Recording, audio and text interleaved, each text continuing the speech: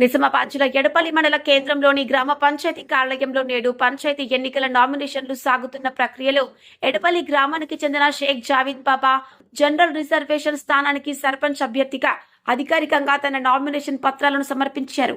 గ్రామస్తులు, అభిమానులు, టీఆర్ఎస్ నేతలు మరియు మిత్రులు తోడ్పాటుతో ముందుకు గ్రామ కూడలిలోని డాక్టర్ బిఆర్ అంబేద్కర్ విగ్రహానికి పూలమాలలు అర్పించి పంచాయతీ కార్యాలయానికి చేరుకున్నారు.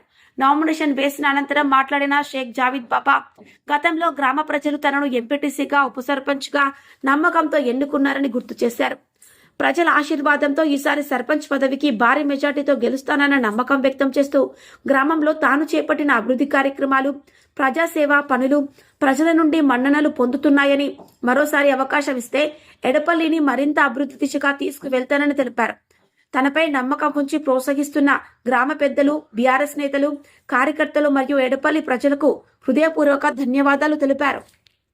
ఎడపల్లి గ్రామ ప్రజలకు అందరికీ నమస్కరిస్తూ, నేను షేక్ జావీద్ బాబా బీఆర్ఎస్ పార్టీ నుండి అభ్యర్థిగా ఎంపిక చేసి, ఒక మైనార్టీస్గా ఉన్నా కూడా నాకు గ్రామస్తులు అందరూ ఒకసారి ఎంపీటీసీగా గెలిపించి, ఒకసారి ఉప సర్పంచ్గా గెలిపించి నన్ను ముందు స్థాయికి తీసుకెళ్ళిన నా గ్రామ ప్రజలందరికీ నేను మనస్ఫూర్తిగా ధన్యవాదాలు తెలుపుతున్నాను.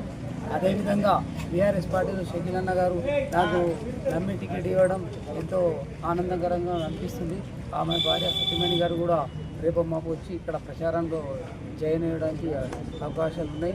అదేవిధంగా ఇప్పుడు మా గ్రామస్తులు, మా బీఆర్ఎస్ పార్టీ సైన్యం అంతా కలిసి ఈరోజు నన్ను ఇక్కడికి తీసుకొచ్చి మనకు నా నామినేషన్ వేసినందుకు సహకరించిన ప్రతి ఒక్కరికి నేను పేరు పేరున వాళ్ళకి ధన్యవాదాలు తెలుపుతూ 11 తారీఖు వరకు ఇదే రకంగా వాళ్ళందరూ కలిసికట్టుగా నన్ను గెలిపిస్తారని నేను కోరుకుంటూ, గ్రామంలో మా ప్రతి ఒక్క ఇంటింటికి వెళ్ళి తిరిగి మా అక్క చెల్లెలందరికీ కలిసి ఖచ్చితంగా ఇప్పుడు గెలిచిన తర్వాత కూడా అదే విధంగా 5 సంవత్సరాలు నేను ఇంటింటికి తిరిగి సేవ చేసి మళ్ళీ ఇంకో పెద్ద స్థాయికి వెళ్ళేటట్టు నేను పని చేసుకుని నేను ముందుకెళ్తానని ఆశిస్తున్నాను.